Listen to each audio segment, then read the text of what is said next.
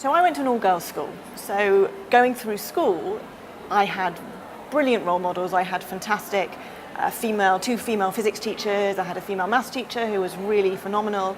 And I didn't think it was anything out of the ordinary for a girl to want to be a physicist, because I wasn't aware that there were sort of gender roles, or that this was a profession that was more historically certainly for men. So I was really quite privileged in that way. And I went off to university to study natural sciences, and my intention was to specialise in physics. Now, very quickly, I found myself in an environment which was predominantly male. I was used to learning in quite a supportive, nurturing environment where I could put my hand up and ask lots of questions, and if I got stuff wrong, that was fine.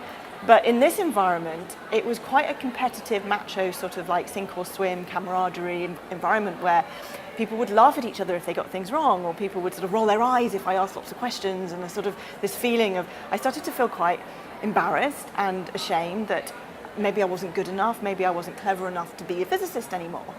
And there weren't really any role models who I could talk to, or mentors who I could talk to about this. I didn't really think to talk to anyone. I just thought, well, I'm just kind of not good enough anymore.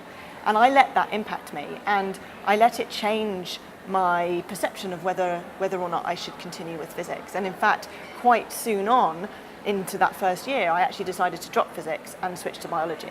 What I realise now, and what I talk about when I go into schools and universities and I talk to young people, and having also taught a lot of young people, what I realise is that there's a big mismatch often in environments where people feel uncomfortable and out of place. There's a mismatch between our perception of our abilities, based on confidence and what we perceive around us, and our actual abilities.